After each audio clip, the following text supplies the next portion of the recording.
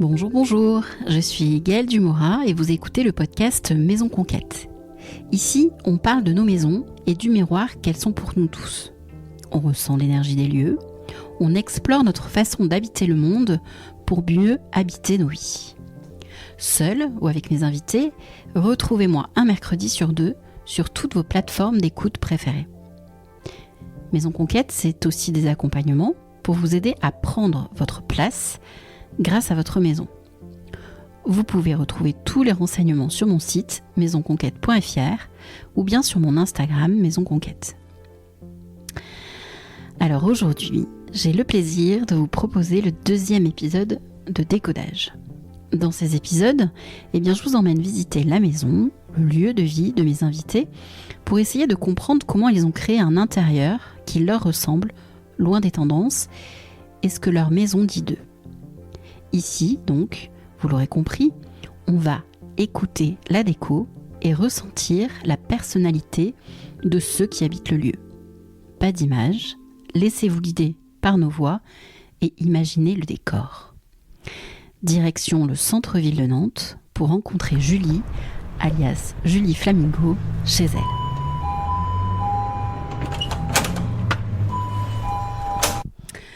Bonjour Julie. Bonjour Gaëlle. Merci de m'accueillir à nouveau chez toi. Merci de me refaire confiance à nouveau. Je suis très honorée. Voilà, on est parti pour un nouvel épisode, c'est celui de Décodage. J'en suis fort heureuse parce que j'avoue que j'ai eu un petit coup de cœur pour ce concept. Merci. C'est venu comme ça, hein, paf.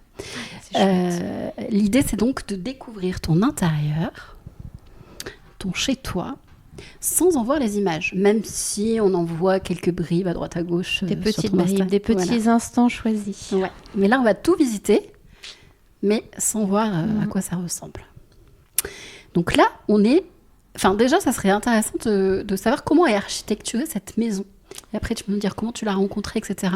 Alors, cette maison est architecturée à la nantaise, c'est-à-dire que quand tu sonnes dans la rue, il faut monter un étage pour être dans les pièces de vie et dans le jardin.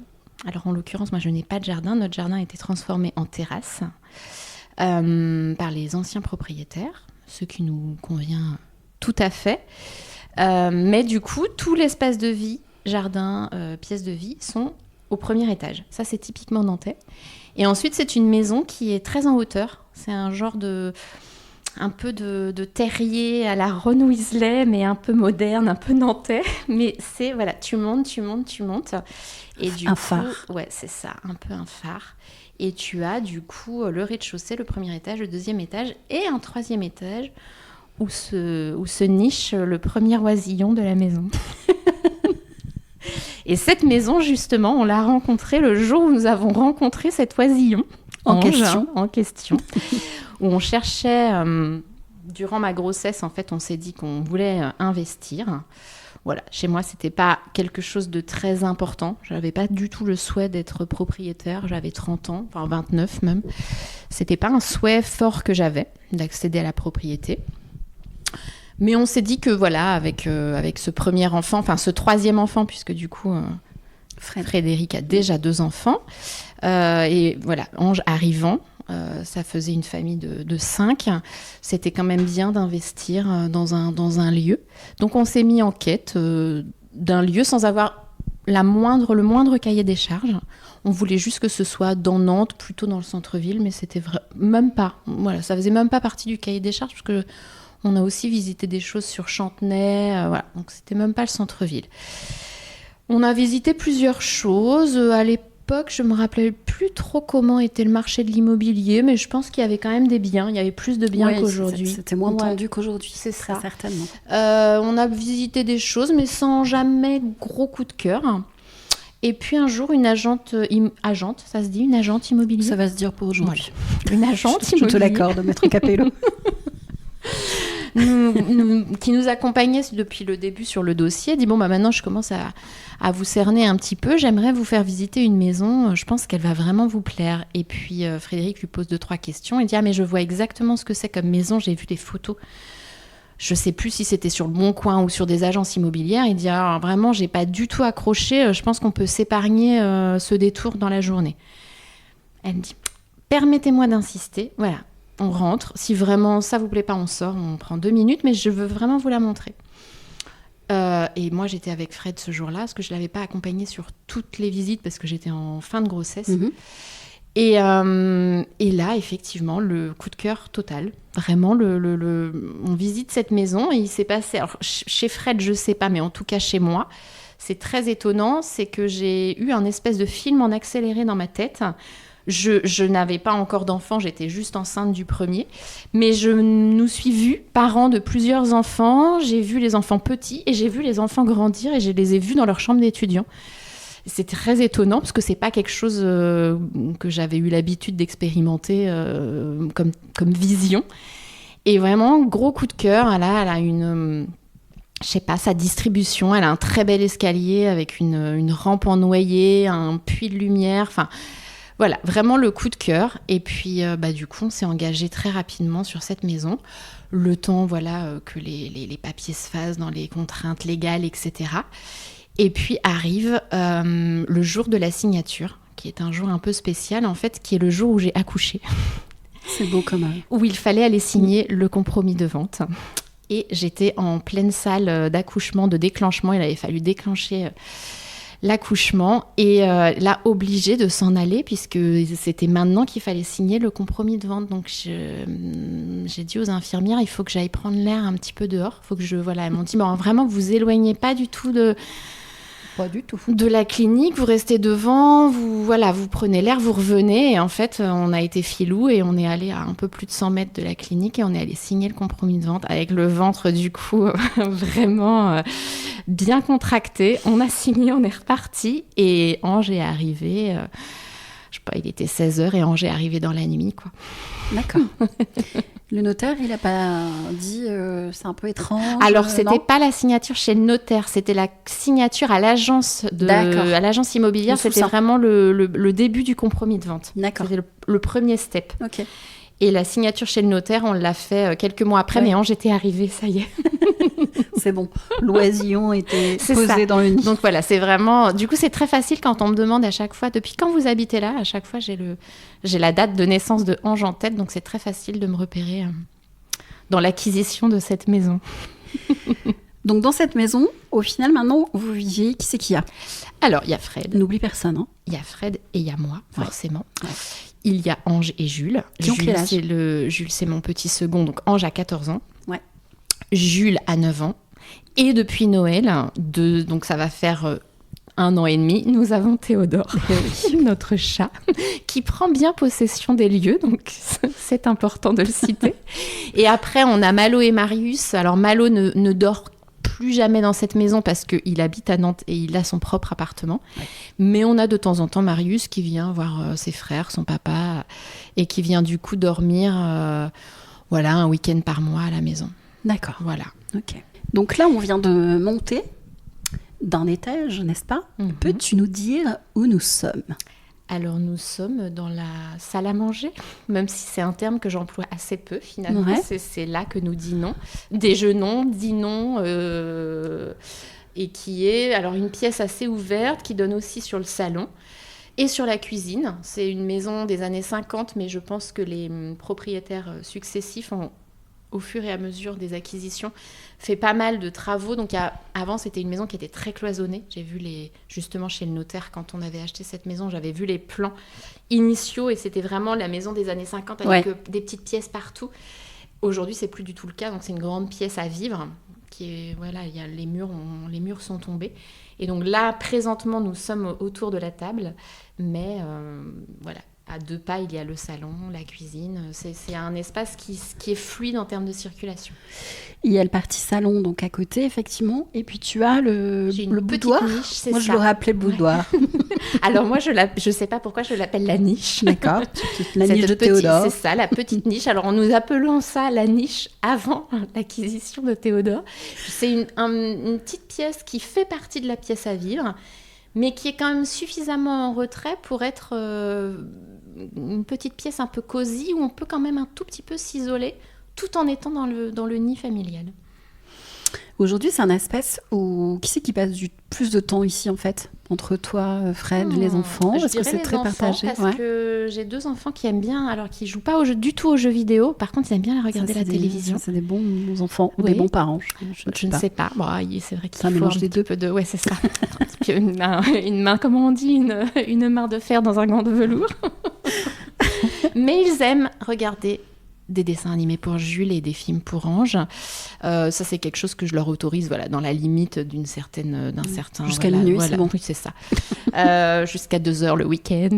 Non, ils ont le droit de regarder la télé. Je trouve ça, plus maîtrisable et moins dangereux, etc., que des écrans vidéo. Mais donc, du coup, je dirais que c'est eux qui investissent certainement le plus le salon, parce que la télé est dans le salon.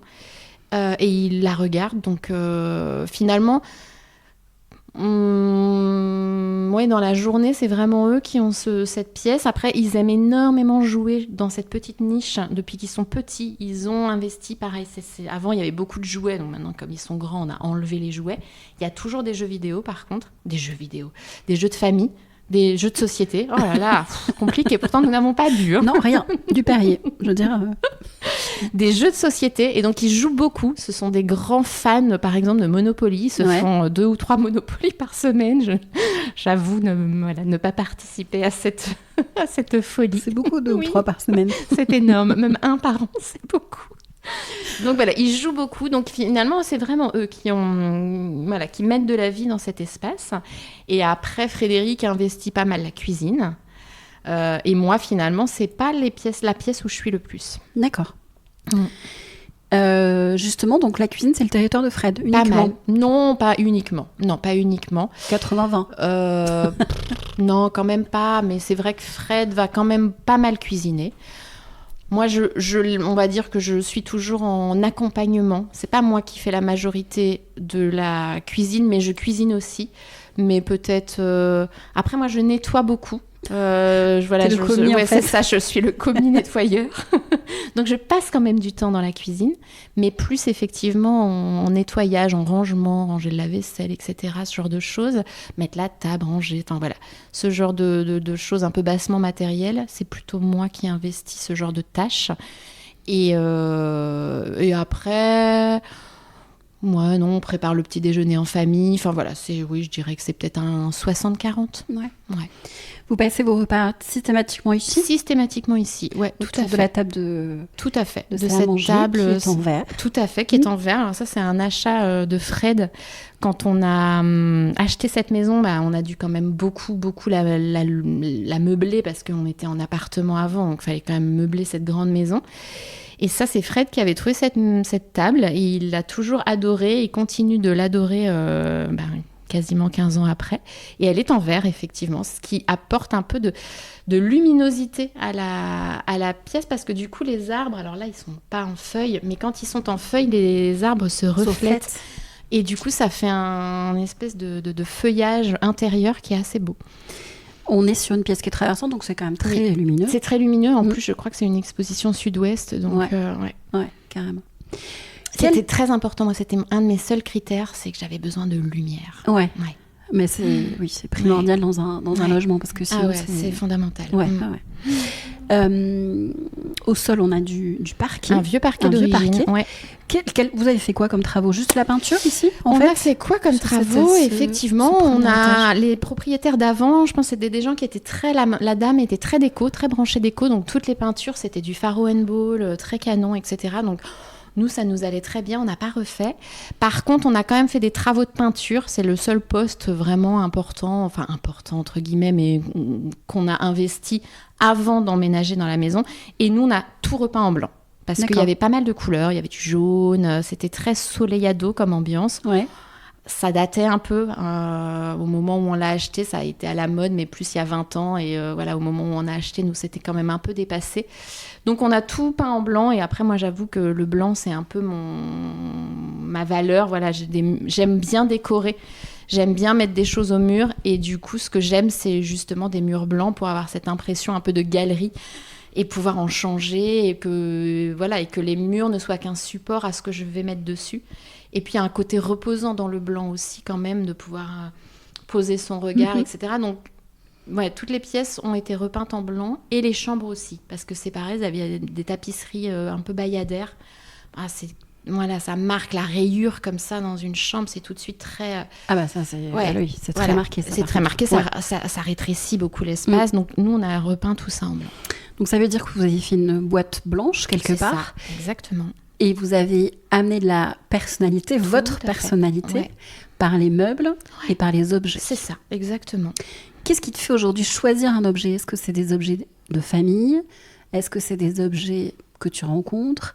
C'est quoi ? Je dirais qu'effectivement, chaque objet, qu'il soit de famille ou qu'il soit sur un passage, c'est une rencontre. Ouais. Même les objets de famille, ça va être un objet que va me montrer ma maman ou la maman de Fred. Et donc, du coup, ça va quand même être une rencontre.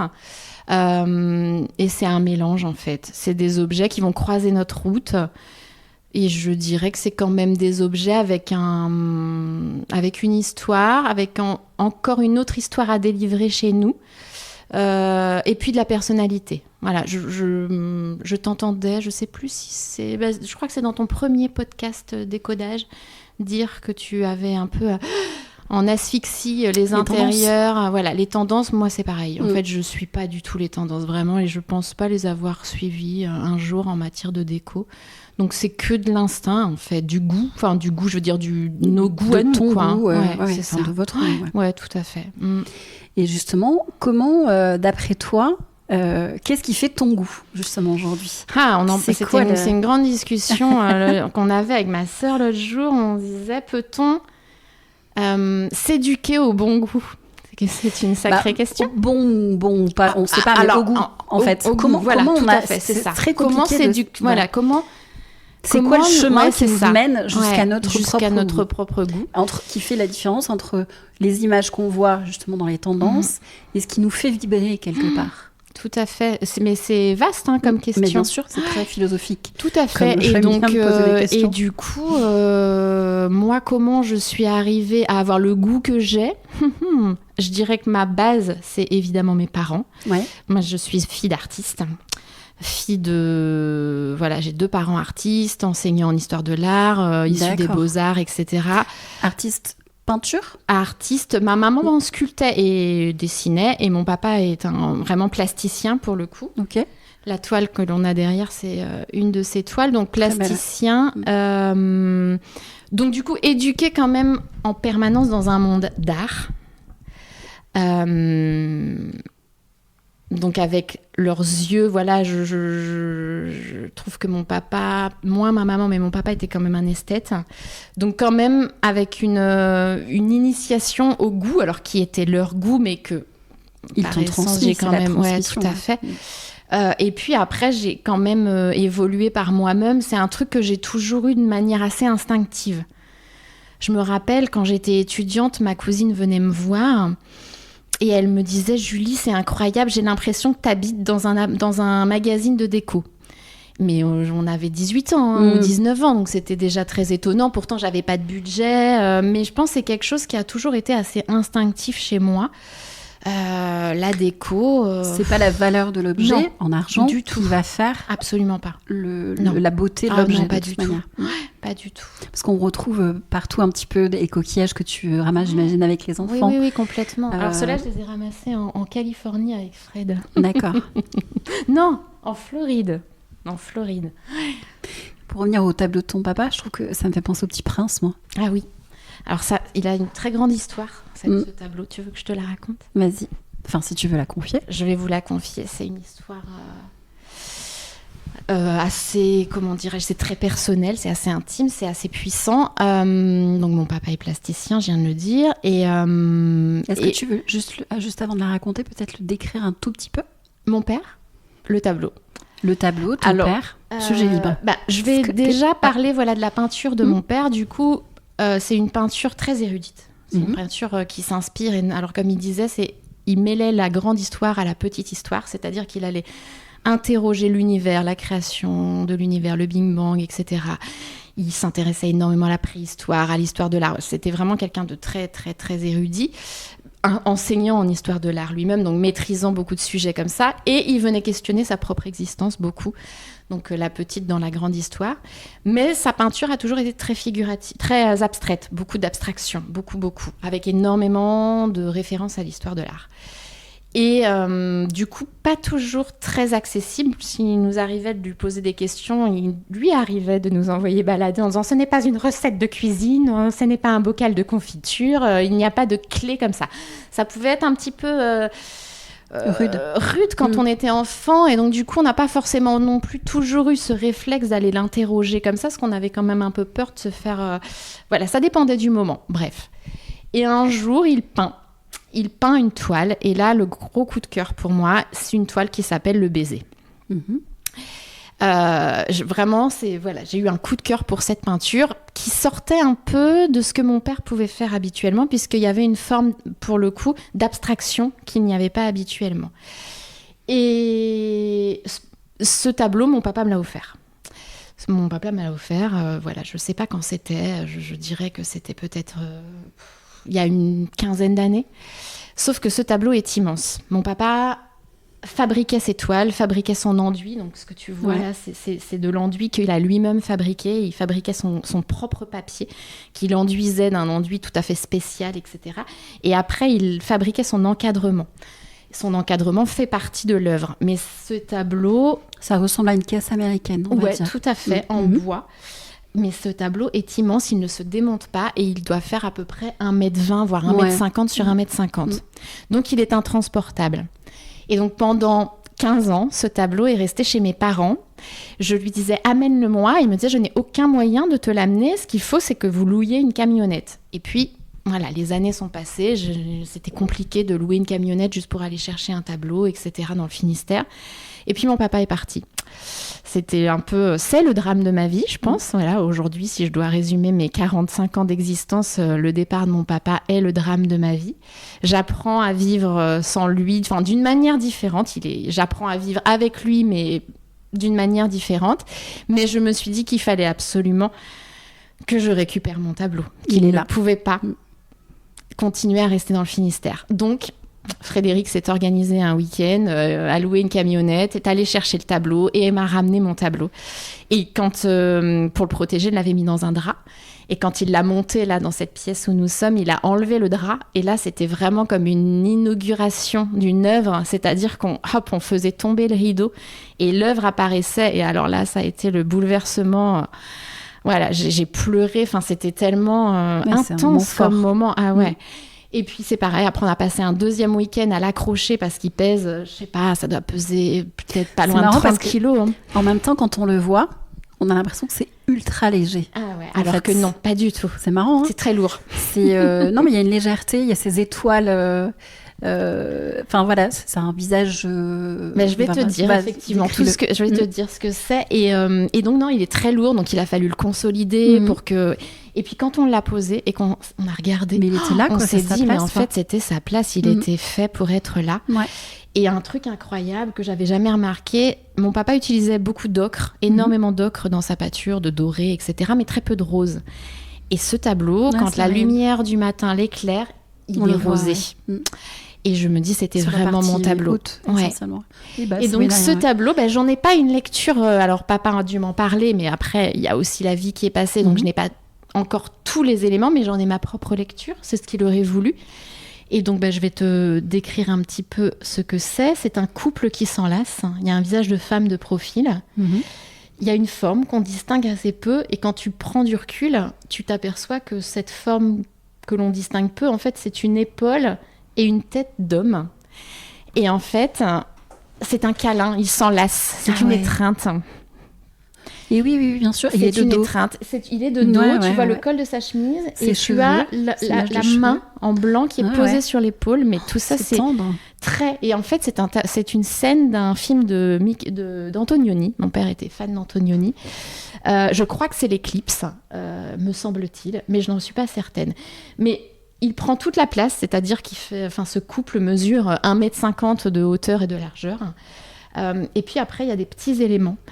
Des petits éléments qui parsèment le tableau. C'est marrant, Des montants de lit. Eh ben, c'est des montants de lit. Voilà. Et donc, du coup, tu as des petites étoiles qui se rejoignent et on dirait un peu des constellations dans le ciel. On dirait un peu que ce couple est dans une forme de galaxie. Et je pense que c'est vraiment, mon père a interrogé vraiment l'amour, le grand amour qu'unissent les êtres humains dans cette grande universalité dont je te parlais tout à l'heure. Et puis, quand tu regardes avec attention, tu t'aperçois que ces petites étoiles sont donc reliées par des fils qu'on pourrait penser que c'est des constellations, mais qu'en fait, c'est du fil barbelé. C'est du fil barbelé qui emprisonne. Exact. Et en dessous, ce sont effectivement des têtes de lit, et ce sont des têtes de lit de camp de concentration. Et donc, du coup, je pense, ma lecture là, de cette image-là, c'est vraiment la capacité de l'homme à être dans l'amour le plus total et dans tout ce qu'il y a de plus mauvais dans l'être humain. Et donc, c'était cette espèce de dualité comme ça qui s'affronte dans cette grande toile. Ton papa, c'était un homme à la croisée des chemins. C'est ça. Oui. Non, c'est très beau. Et donc, c'est un tableau, je trouve, qui est très émouvant. Non, et puis là, il fait partie de la maison, en fait. Complètement. C'est incroyable. Il était fait pour être à cet endroit-là. Et quand j'ai envoyé des photos à ma maman, mon frère et ma sœur, ils ont fait waouh. Et ils en ont, pareil, un peu pleuré d'émotion à travers un écran, quoi. Vraiment, il était fait pour être là, quoi.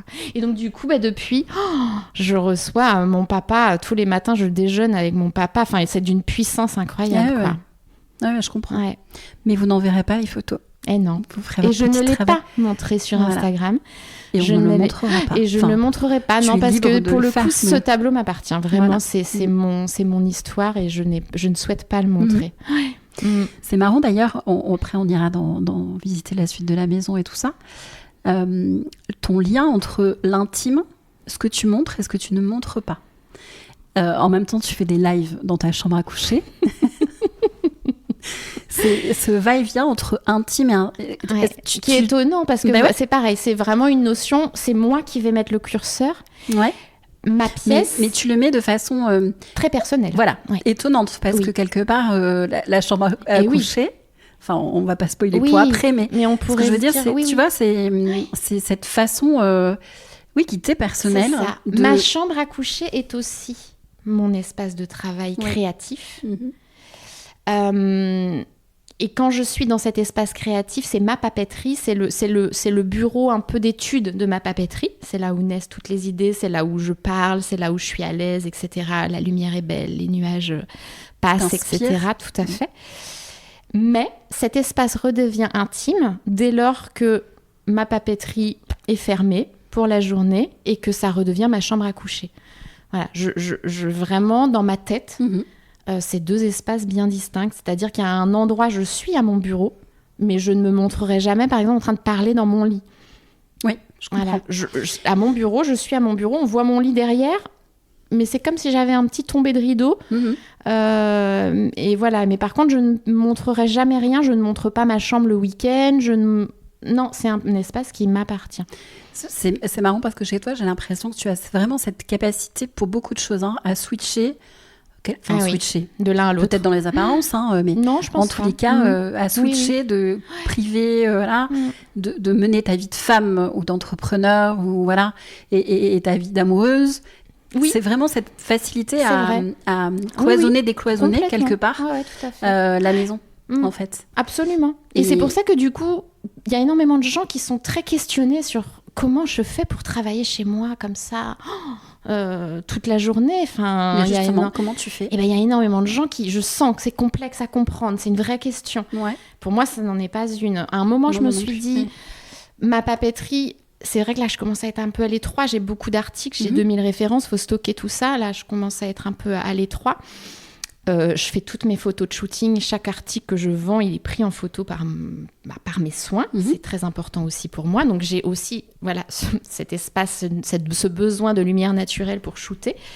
Je transforme énormément ma maison en studio photo. Et à un moment, je me suis dit, ça prend quand même pas mal de place. Tout ça, faudrait que j'envisage peut-être de prendre un lieu tiers. Et puis finalement, chemin faisant, je me suis dit, mais non, en fait, je ne souhaite pas prendre un lieu tiers.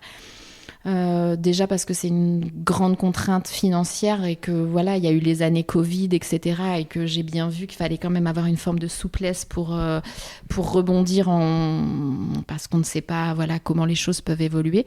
Et puis je me suis aperçue que finalement, j'étais très très très bien chez moi. Je le suis depuis que j'ai quitté mon job de salarié et je crois que ça fait maintenant 7 ans et demi.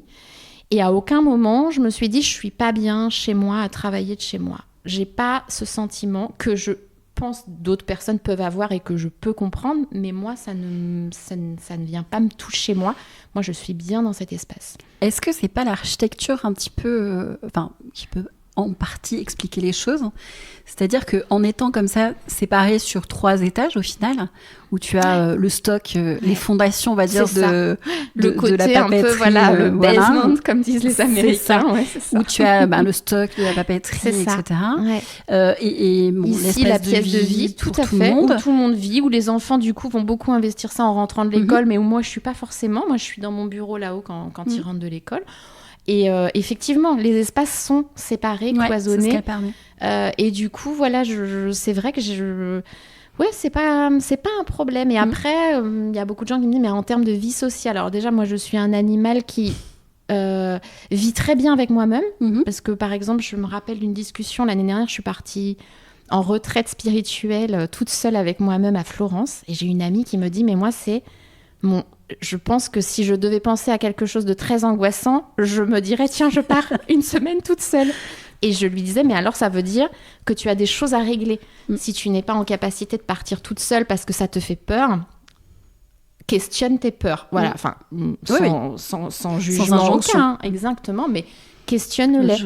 Je partage ton opinion, tu le sais très bien. Tout à fait. J'ai besoin de mes moments solo. C'est ça. Certain. Et ça ne veut pas dire qu'on n'aime pas absolument. nos amoureux respectifs ou nos enfants. Ça n'a rien à voir avec ça. Mais c'est même une hygiène de vie. Tout à fait. C'est une respiration différente de celle qu'on va prendre en compte. On est dans notre propre énergie. C'est ça, tout à fait. Et c'est nécessaire, moi, je trouve.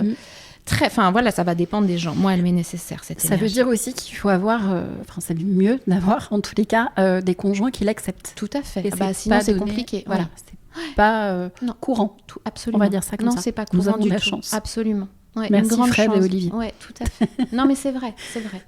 Ça fait partie de... Parce que c'est intrinsèque. Enfin, moi, ça fait partie de mes fondations. Mais je dirais que ça fait aussi partie...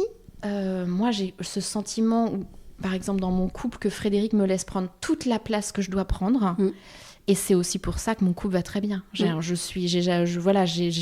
Chaque jour qui passe, je suis plus amoureuse de mon mari et ça fait 20 ans.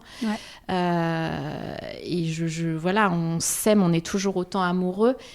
Et moi, je sais que je l'aime profondément parce qu'il me laisse profondément être qui je suis. Ouais. J'ai le même à la maison.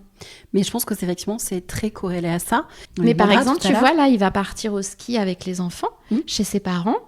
Je sais que c'est son moment à lui, il adore aller skier, il retrouve ses parents, il emmène les enfants, c'est leur truc, Malo et Marius vont certainement les rejoindre. Moi, ça, c'est un truc où je me sens un peu à part, mais jamais de ma vie, je leur dirais n'allez pas skier, les gars, moi, j'aime pas ça. Non, allez-y, prenez, prenez vos moments, ces moments-là. Construisez les relations avec les grands-parents. Mais moi, c'est un moment où, du coup, comme je suis un peu moins dans cette fébrilité d'aller skier, etc., j'en profite aussi pour aller pour faire mon petit pas de côté personnel. Mais c'est très bien. Et quand on rentre, on a plein de choses à se raconter et on s'est nourris chacun de notre côté. Avec ce qui nous ressource, les uns et les autres. Exactement. Bien sûr. Tout ça pour dire, je ne sais plus. Je sais plus. J'ai perdu le fil. On va perdre souvent le fil, je sens, parce qu'on mais de cet espace cloisonné, de cette capacité à rester travailler. Et puis après, j'ai une vie sociale par ailleurs, c'est-à-dire que il y a pas, dans une semaine, il n'y a pas un moment où j'ai pas un petit déj, avec des amis ou un rendez-vous de travail. Je vais à la gym, enfin. Voilà, Ça veut dire que vous recevez peu au final ici ? Qu'on reçoit peu, c'est-à-dire ? Vous avez peu souvent des amis quand tu dis la vie sociale ? Non, vie sociale, du fait de travailler ici, de ne pas avoir de collègues. D'accord. De ne pas avoir d'équipe de travail. Ouais, ok. Alors maintenant, il y a Marie, c'est un peu différent Oui. parce que du coup, c'est vrai que... Donc Marie, elle t'accompagne pour faire les... Donc Marie m'accompagne pour gérer toute commandes. la préparation des commandes. Donc c'est vrai que maintenant, elle est là quand même avec moi, on va dire, au moins une bonne 10-12 heures. Donc finalement, c'est pas rien. Mais avant qu'elle n'arrive, je n'ai jamais souffert de solitude de travail. Ouais. Et de toute manière, effectivement, tu as des amis, etc. Si la solitude, tu avais besoin de rencontrer du monde, tu passes 2 coups de fil et tu programmes les choses. J'essaye d'avoir ça en hygiène de vie, c'est-à-dire d'avoir au moins un petit déj et un déj par semaine, plus les choses un peu annexes. On sort pas mal avec Fred, on se fait beaucoup de concerts. Moi, c'est important que je fasse de la gym. Voilà, ce genre de choses, d'avoir une vie professionnelle dans une maison, mais avec une vie sociale à côté. Est-ce que toutes tes journées, du coup, elles se ressemblent dans cette maison, dans les horaires, je veux dire, de travail ou ce genre de choses? Ça va se ressembler dans les horaires, dans la mesure où je vais me lever en même temps que Fred, Jules. Ange se lève encore un peu avant, mais moi, je me lève en même temps que Ange et Jules, c'est-à-dire qu'on se lève vers 7h30. Et ma journée démarre à ce moment-là. Donc ça, c'est quand même assez rituelesque, entre guillemets. Et après, non, ça va être vraiment... bien sûr qu'il va y avoir une trame commune de gestion du boulot, etc. Mais une journée ne ressemble pas à une autre. Justement parce que, par exemple, aujourd'hui, je te rencontre toi, j'ai reçu 50 colis avant que tu arrives, donc il va falloir quand même que je fasse un peu de manutention. Et puis, demain, je travaillerai certainement sur la rédaction de ces fiches produits. Mais les semaines ne se ressemblent pas. La semaine d'avant, j'ai lancé une vente. Donc là, le lancement d'une vente, c'est plutôt vraiment être dans la création de visuels, de vidéos, dans un live pour faire de la présentation. Donc finalement, ces journées-là, au sein d'une journée de travail, sont assez différentes en fonction de ce qu'on met dedans. Si on en revient au salon... Ici, donc, on a parlé des objets. Il y a beaucoup de matière porcelaine, de la terre. Hein. Tu aimes beaucoup les céramistes et ce genre de passion. Oui. Il y a beaucoup de livres aussi. Oui. C'est quoi ton rapport aux livres ? J'ai été une immense lectrice petite. J'étais fille aînée. Donc du coup, avant que ma sœur et mon frère n'arrivent, j'ai quand même... piquent les livres ? Non, même pas, parce que je pense que pour le coup de la fratrie, j'étais vraiment la grande lectrice des trois. Donc ils m'ont jamais trop piqué mes livres. Par contre, en attendant que Raphaël arrive sur Terre, il fallait quand même que je m'occupe. Et donc j'ai très vite plongé dans les livres. Donc j'ai très tôt eu ce rapport au livre un peu fusionnel. Tous les soirs, c'est pareil, mon papa me lisait l'histoire. C'était le moment sacré de la journée.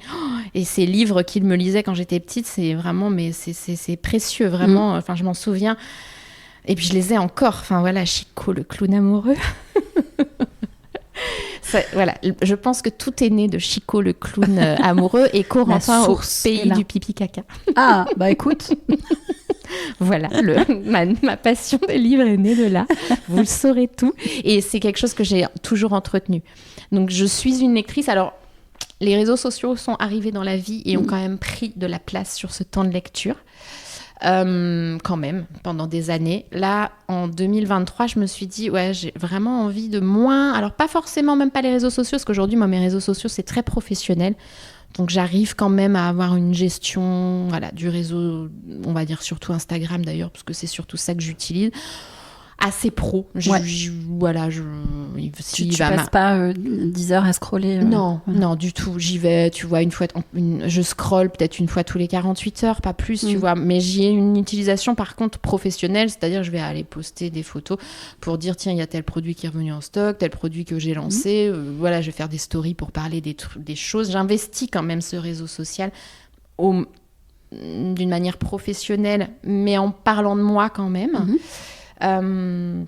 Mais voilà, ça reste pro, c'est-à-dire que ça déborde pas plus que ça sur ma vie personnelle. Et donc du coup, en 2023, on s'est dit avec Frédéric, par contre, on va essayer de regarder moins de séries, moins d'écrans comme ça qui rend un peu captif. Et le soir, on lit. Voilà, on réserve la série ou le film, peut-être 1 ou 2 soirs par semaine, mes grands max. Et c'est vrai qu'en 2023, j'ai quand même relancé ma lecture d'une manière globale. Non pas que je ne lisais plus, parce que j'ai toujours un livre. Ça, c'est un truc que j'ai vraiment... Et moi, je lis beaucoup la nuit. Du coup, je suis un animal très nocturne, donc je lis beaucoup la nuit. Tout à fait. Sauf que lui part vraiment en vadrouille, et moi, je lis, du coup, ou je travaille. C'est une certaine forme de balade en vadrouille, comme ton chat. En fait. Mais du coup, j'ai toujours lu. Il n'y a jamais un moment de ma vie où j'ai arrêté de lire. Mais... Voilà, avec des périodes où j'ai plus ou moins lu. Et là, c'est vrai qu'en 2003, vraiment, j'ai remis le livre au cœur de mes soirées, etc. On était à Berlin, je sais pas, j'ai dû lire 15 livres. Enfin, j'ai vraiment rarement autant lu de ma vie. Et donc, le livre est fondamental dans mon existence. Vraiment, c'est hyper important. Qu'est-ce que tu cherches ? Qu'est-ce que j'y cherche ? J'aime lire des romans. Donc, déjà, je dirais que j'y cherche... une manière de faire travailler mon imagination, d'être pris dans un imaginaire ou dans un scénario qui m'embarque, donc de vivre intensément quelque chose par des mots. Je vais chercher ça dans la lecture. Et puis après, il y a toute la partie beaux livres, beaux-arts, littérature enfantine, où là, clairement, ça va être de l'inspiration. Je vais vraiment venir y chercher... de la matière spirituelle, de la matière visuelle pour Théodore. Hello. pour exercer mon métier de la manière la plus personnelle possible, m'enrichir à travers des images, à travers des coups de crayon. L'illustration est quelque chose de très important aussi dans ma vie. Donc je continue à acheter des livres pour les enfants. Ils sont juste des prétextes, ces enfants. Jules, va aimer le lire une fois. Je vais lui lire l'histoire une fois, mais après, il va plus me redemander de lui lire tous les soirs pendant 3 ans la même histoire. Ça, passer de step. Donc, du coup, je lui la lis une fois, et puis si vraiment ça lui plaît beaucoup, on va lire 1 ou 2 fois. Mais c'est vrai que le rapport au livre des enfants a aussi changé avec leur façon de grandir. Mais moi, j'achetais déjà de la littérature enfantine avant qu'ils naissent, et je continuerai aujourd'hui à enrichir leur bibliothèque et du coup la mienne à travers des littératures. Moi, ce que je trouve dans la littérature jeunesse, que j'adore aussi, mais moi, j'en achète plus, je sais pas, c'est un peu idiot de ma part, je pense, parce qu'au final, c'est quelque chose que j'affectionne particulièrement, parce que je trouve qu'il y a une dimension philosophique dans la littérature jeunesse, effectivement illustrée, très poétique, etc., qu'on retrouve plus en fait dans les romans après. Complètement, un peu onirique. C'est dommage en fait. Ou servant de trame à quelque chose, un propos. Et puis, moi je trouve ça vraiment profondément inspirant. Pour le coup, je continue vraiment à en acheter régulièrement. Bon, je vais peut-être en acheter alors. Puis du coup, moi, pareil, soit je vais les garder dans ma chambre, ou alors je vais les mettre dans la chambre de Jules, et ça va circuler. Mais c'est des objets qui vont, dans tous les cas, nous servir et en tout cas, moi, m'inspirer beaucoup. Mais Jules aussi, je vois par exemple l'autre jour, je crois que c'est Fred qui me dit « T'as vu la lune comme elle est belle ?» Et là, Jules me dit « Oui, mais c'est comme ce petit ours qui va peindre la lune tous les soirs. » Et j'étais là « Ah oui, attends, je me rappelle plus de quel ouvrage tu parles. » Il est allé me prendre le livre en question. Il me dit « Tu vois, machin. » Et je voyais bien, on l'avait pas lu depuis au moins 3 ou 4 ans, ce livre, et il savait exactement. Et du coup, je me suis dit « C'est vraiment venu nourrir sa propre poésie. » Et du coup, c'est génial. Ouais, carrément. Et puis, c'est de la transmission, quoi. Ouais. L'amour du livre... d'observer, s'émerveiller, c'est ça. Tout ce genre de choses. Donc c'est une base à ça en fait, et c'est précieux. Carrément. Qu'est-ce qui t'inspire hormis le livre aujourd'hui ? Est-ce qu'il y a d'autres choses comme ça ? La musique, je crois. Oui, la musique, beaucoup. Ouais, la musique, c'est vraiment, complètement. C'est vraiment quelque chose de très important dans notre couple. Ouais, ça nous a énormément...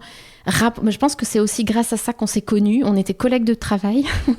Et en fait, on se passait des piles de CD. Tous les matins, on arrivait, en fonction de qui arrivait en premier au bureau, retrouvait 10 CD sur son bureau. Et en fait, je pense que c'est effectivement ça, le point de départ de notre amour, et qu'on a toujours aujourd'hui. C'est-à-dire que, tous les mois, il n'y a pas une quinzaine où on n'est pas à la salle de concert. On s'offre beaucoup de vinyles. On chine en voyage beaucoup de vinyles. Et on écoute beaucoup de musique. Le week-end, on a des petites enceintes. Alors Fred a un très très bon matériel de musique dans le salon. Voilà, c'est quelque chose qui est hyper important pour lui, un son très pur, etc. Et puis après, on a des petites enceintes un peu partout, dans la cuisine, dans la papeterie, dans notre chambre. Et en fonction d'où on est, on a toujours de la musique. Moi, c'est quelque chose qui me nourrit énormément aussi dans ma créativité. Est-ce que vous lisez en musique ? Non, ça par contre, non. Ça, non. Pas possible. Trop. Pour le coup, moi, je sais que j'ai un cerveau extrêmement monotâche. Par exemple, je ne peux pas travailler, écouter un podcast. Ça, c'est quelque chose que je n'arrive pas. Par contre, j'arrive à faire mes commandes sur de la musique. Mais je ne pourrais pas préparer les commandes et écouter un podcast. Je ferais beaucoup trop de bêtises. Sur la musique, non. Mais lire et musique, c'est compliqué. D'accord. Même de la musique. Je ne dis pas des chansons. Moi, je sais que je lis beaucoup sur du musique, classique, peut-être. Classique, même électro. Mais non, électro, je vais avoir dansé, ça va être compliqué. Du coup, non, quand même, globalement. Et puis, c'est vrai qu'on lit beaucoup quand même dans notre chambre à coucher et tout ça. Donc, à un moment où aussi les enfants sont couchés, du coup, ça va être un peu complexe de mettre de la musique quand Jules dort à côté. Ce serait un peu... Je reviens aux objets qui sont dans ce salon. Il y a beaucoup d'objets blancs aussi. Ah oui ? Ouais. Beaucoup. C'est marrant. C'est vrai. Non, parce que derrière, j'en voyais toute une série. Il y a absolument. C'est rigolo d'avoir petites sculptures. Ton point de vue, que moi, c'est des Théodore. Il y a Théodore, tout à fait. Il y a Théodore en chien aussi. Ouais, alors ce chien, c'est très... Alors, chaque objet a une histoire et une signification. Et ce chien-là, c'est très rigolo, c'est que... ça s'appelle des Staffordshire Dogs, me semble-t-il. C'est de la poterie, peut-être 1920. C'est anglais. Et c'est rigolo parce qu'il y a 1 an et demi, j'ai lancé une carte postale sur ma papeterie d'une illustratrice anglaise qui a dessiné ce chien et la carte est toute découpée. Voilà, elle est très très jolie et c'est ce chien-là. Et ma sœur à Séville me dit quand tu viendras me voir à Séville, réserve-moi une de ces petites cartes. Elles sont vraiment très jolies. Je m'en servirai de déco dans mon appartement. Je lui amène la petite carte en question. C'était en septembre, je crois. On part faire les puces sévillanes. Et là, sur quoi on tombe, mais 1 heure après, sur un couple de chiens comme ça, de céramique. C'est très dur à trouver. C'est des objets assez recherchés et assez rares qui coûtent une fortune. Et là, le gars, Raphaël, lui dit c'est mon anniversaire. C'était vraiment son anniversaire ce jour-là. Elle lui dit tu me fais un petit prix. Et le gars a dit ouais, allez, ok. Et du coup, on a pu acquérir ce couple de chiens pour quelque chose de très, très honnête au regard de la valeur de l'objet. Et du coup, c'était un peu cruel parce qu'on a dû les séparer. Mais ma sœur a le sien et moi, j'ai le mien. Et du coup, c'est notre objet qui nous relie dans on appelle ça notre sœurité, dans le fait d'être sœurs. Et donc, chacune a son petit chien anglais trouvé à Séville. C'est quand même fou. C'est quand même fou. Ouais. En lien avec la carte. En lien avec la carte. Donc, c'est cette espèce de synchronicité comme ça, incroyable. Et c'est vrai qu'il y a beaucoup d'objets ici qui ont quand même... une histoire de ce genre. Ouais, c'est ça, de vraiment un rapport assez fort. Il y a beaucoup de vivants aussi, hormis les êtres vivants qui vivent ici. Beaucoup de plantes vertes. Ouais, tout à fait. Alors pour le coup, ce sont des petites compagnonnes. C'est mes plantes. Très, très clairement, je suis la seule à m'en occuper. C'est ça. Enfin, parce que c'est moi qui m'en occupe. Donc voilà, Fred fait beaucoup de choses, mais je pense que pour le coup, il vit avec sans avoir l'idée d'arroser une plante. Et c'est vrai que moi, par contre, j'ai un amour très fort pour mes plantes. Et donc, c'est vraiment mon territoire et je dois avoir la main relativement verte parce que je ne fais jamais mourir de plantes. Et c'est il y a 2 ans, je suis partie en vacances assez longtemps, donc là j'ai demandé à une personne de mon entourage de venir s'occuper de mes plantes. Et j'avais un cactus que j'avais acheté quand on a emménagé dans cette maison, donc il vivait avec nous depuis 14 ans. D'accord. Et malheureusement, cette personne, je pense, elle a beaucoup arrosé. Du coup, quand je suis rentrée, il était tout mort. Et j'ai eu l'impression d'enterrer un membre de ma famille. Ah ouais. Ah ouais, vraiment. Ce cactus qui avait grandi en même temps, et très lentement du coup, pendant 14 ans. Et quand il a fallu l'enlever, il était sur la cheminée, c'était vraiment sa place. Ici, c'est vrai que quand un objet trouve sa place, il bouge pas. Il bouge plus. En fait, moi, vraiment, je suis assez... j'ai un petit côté... Je ne sais pas si c'est un côté mémé ou je sais pas, mais quand un objet a trouvé sa place, je l'en change pas, en fait. J'ai pas ce besoin. Je vois souvent des gens, alors je voyais, parce que maintenant je suis plus du tout de compte déco et tout, mais de gens qui passaient leur vie à changer leurs intérieurs. Alors moi, je suis vraiment pas du tout comme ça. Pas du tout. Quand il y a des gens qui rentrent ici pour la première fois, alors j'en fais pas partie parce que c'est la deuxième, qu'est-ce qu'ils te disent ? En général, les gens font « Ah, waouh, c'est beau chez toi ». En général, voilà, la première petite phrase, c'est toujours ça. Ouais. Mais c'est ultra personnalisé, moi, je trouve. Oui, c'est un espace personnel. C'est le mélange de tous les deux. Ouais. Oui, complètement. Même si tu es malgré tout très présente. Oui, tout à fait. Il n'y a pas de jugement. Non, tu vois ce que je veux dire ? Oui. On sent que tu es très présente, mais mais Fred, je ne vais jamais mettre un objet si Fred ne l'aime pas. Ouais. Donc je vais toujours demander à Fred, et d'ailleurs Fred a des avis très tranchés, il va me dire ah ouais carrément, et en général il est vraiment plutôt enthousiaste voilà, sur le sujet, mais vraiment... T'as déjà mis un veto complet ? Mais il y a des choses qu'il n'aime pas, voilà, je vais respecter ce point de vue et je ne vais pas mettre un objet qu'il n'aime pas. Non mais c'est parce que, je peux avoir le même à la maison aussi par moment, mais c'est comme ils sont amoureux, ils peuvent avoir tendance à nous dire oui pour tout, en fait. Mais pour le coup, je vois, si Fred aime pas un truc, il va quand même le dire, même s'il est vraiment... nous, on est un trop jeune couple encore. Mais voilà, il est très facilitant. Mais ouais, non, s'il aime pas un truc, il me le dira. D'accord. Et donc, j'insisterai pas plus parce que voilà, faut que ça reste. Mais c'est vrai que oui, la déco va être quand même quelque chose que je vais peut-être mener quand même plus fort que Fred. Ok. Et pas l'envie de mettre maintenant, depuis, ça fait donc 14 ans que vous vivez ici, de peindre un mur. Ça t'a jamais alors la seule envie l'esprit que j'ai eue là, mais après c'est pareil, on est un peu on travaille beaucoup tous les deux. Ouais. Et donc du coup c'est vrai qu'on n'est pas des gens à faire des travaux. Voilà, on a acheté cette maison, on a juste refait un peu de peinture, ça nous allait très bien. On ne voulait pas une maison à retaper. C'est pas notre truc, il y a des gens qui le font vraiment bien. Nous, pour le coup, c'est pas du tout quelque chose qu'on va rechercher. Et typiquement là, je m'étais dit que j'aimerais bien refaire les 2 toilettes, du bas et du haut. Et du coup, investir dans une tapisserie très marquée, éventuellement dans des peintures, tu vois, très vert empire, etc. Et on s'est dit, ah ouais, ce serait chouette, mais ça, c'était il y a 1 an et demi, et c'est resté à l'état de... Mais en même temps, c'est pas la pièce la plus simple. Non. Parce que c'est là où il y a plein de petits machins, de tuyaux, de trucs et de bidules. Donc quand tu dois découper du papier peint... Ou peindre, tu vois, mais c'est juste que c'est resté à l'idée de dire ce serait pas mal de le faire. Mais c'était il y a 1 an et demi et ni l'un ni l'autre n'avons pris le sujet à bras-le-corps. Il va falloir quand même le faire. Et voilà. Mais je pense que ça n'ira pas plus loin que ces 2 pièces-là. D'accord. Le reste, c'est vraiment un territoire du blanc. Ok. Si on parle de la cuisine, donc tu m'as dit que c'était plutôt le territoire de Fred, et d'ailleurs c'est là où il y a de la couleur, puisqu'on est plutôt dans des rouges. Ouais, mais alors ça c'est quelque chose que nous n'avons pas repeint. On l'a laissé tel quel. On adorait ce petit côté un peu toscan. Ouais, c'est ça. Tu vois, un peu pierre chaude italienne, et on s'est dit ça on va pas refaire, c'est vraiment très beau. Et donc on l'a depuis 14 ans, c'est comme ça. C'était certainement comme ça avant. Donc elle tient plutôt bien la route, cette petite cuisinette. Elle est suffisamment grande, on ne peut pas y manger dedans. Hyper fonctionnelle. Voilà, c'est ça. On peut vraiment, souvent on cuisine à 2, souvent le week-end on cuisine tous les 2, sans se marcher sur les pieds. À 4 par exemple, quand on est 4, là c'est compliqué. Je comprends. Mais sinon elle est ultra fonctionnelle et finalement c'est tout ce qu'on attend d'une cuisine. Elle est vraiment, elle est parfaite pour cuisiner. Ouais, elle a une bonne taille parfaite. On monte peut à l'étage ? On peut pas manger dedans. Non. Bah non, il y a la salle à manger qui est vraiment collée, donc c'est pas nécessairement gênant. C'est ça. C'est cuisine dînatoire. Ouais. Nous sommes dans l'antre.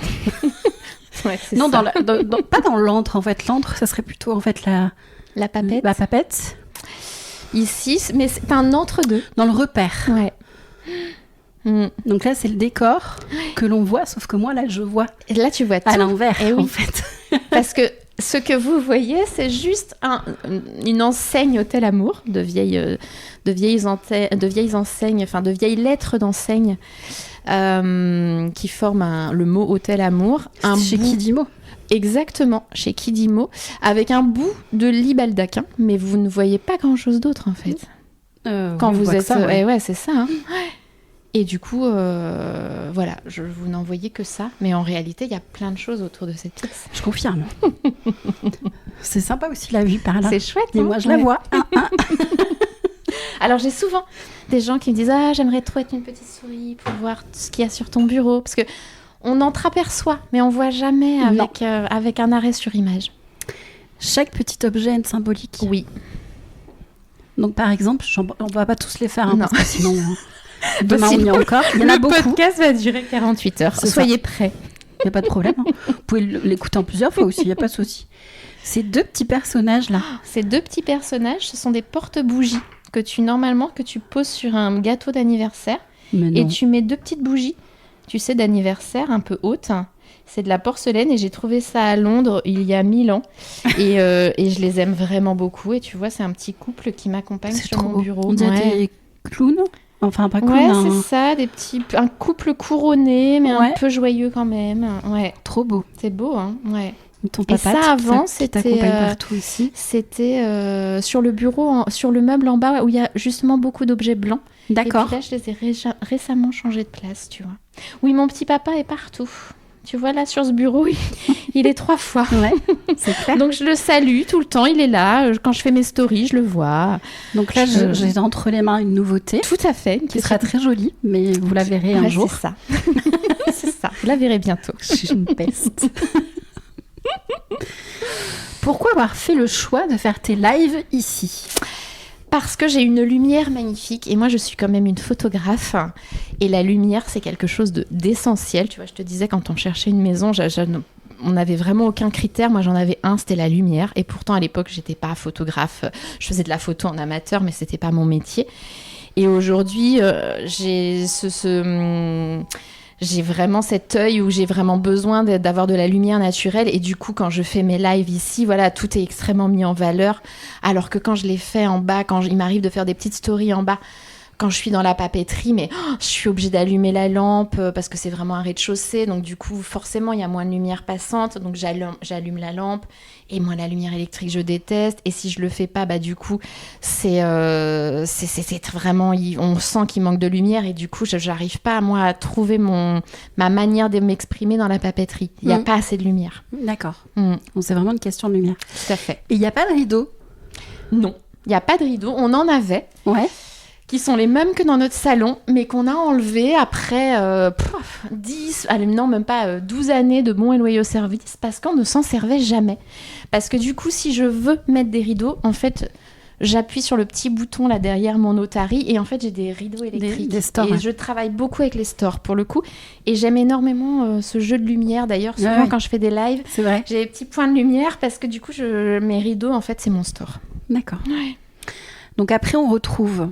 du stock de papeterie ? Non, c'est pas du stock parce que c'est ça.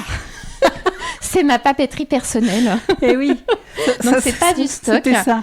Mais c'est quand même un espace de travail parce que j'ai un exemplaire de tout ce que je vends. Et donc du coup quand j'ai besoin de vous parler d'un objet etc, je vais quand même aller naturellement piocher dans mes boîtes d'aquarelle qui sont ici, mes scotch etc, donc ça c'est quand même mes cartes postales, voilà, c'est vraiment une extension de ma papeterie. Ça veut donc dire que tu as à toi un exemplaire de chaque objet tout à fait. De la papeterie, parce que je pense que je suis une des rares personnes à faire ça, mais je photographie tout par moi-même.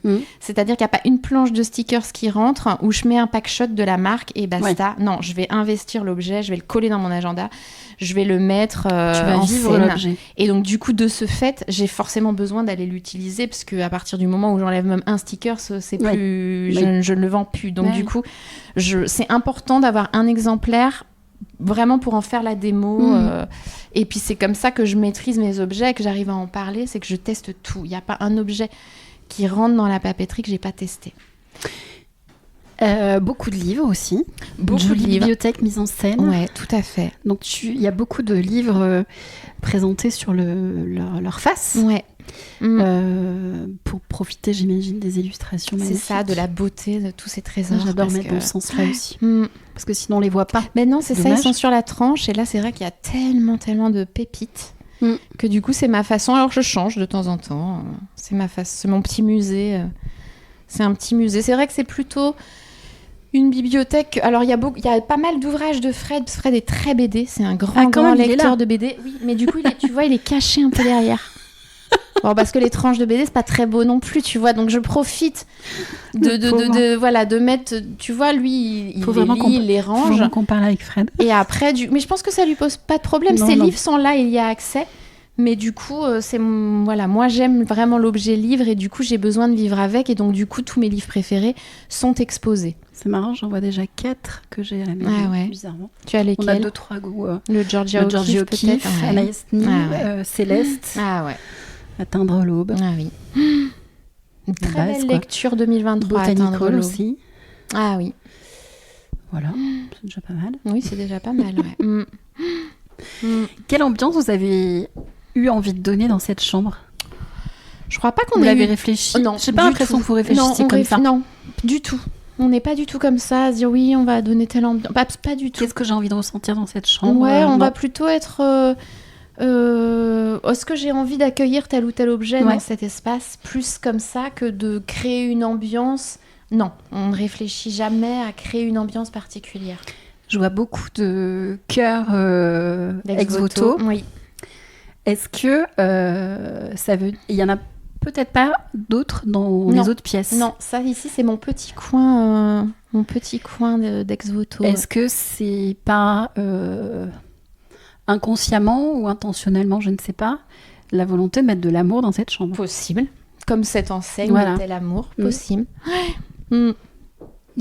Tu vois, il y a beaucoup de messages d'amour en fait. Oui, complètement. Mais alors parce que par exemple, ce petit You Are Loved a une petite signification, c'est que quand Jules est venu au monde, son berceau était dans notre chambre et sa table à langer était ici. Et donc pendant 2 ans, quand on l'a changé, etc., il y avait ce petit stickers You Are Loved et que je n'ai jamais voulu enlever, évidemment. Donc maintenant, c'est un petit tatouage, c'est ça, complètement. Mais qui à la base était destiné à Jules. Voilà, et que j'ai pas eu envie vraiment. Voilà, c'est chaque objet comme ça a cette petite place. Mais rien n'est fait avec une sens global, voilà, c'est ça. Enfin, ou alors ça va au-delà de l'intention. Ouais, c'est ça. C'est instinctif. C'est ça. Tout se crée d'une manière globale, mais on ne réfléchit pas à donner telle ou telle atmosphère à tel lieu. En parlant d'instinctif, je sais pas pourquoi j'ai envie de te poser cette question. C'est quoi ton rapport à l'intuition? Il est gigantesque. Il est énorme. Je ne fonctionne qu'à l'intuition. Qu'à ça. J'étais RH pendant 15 ans.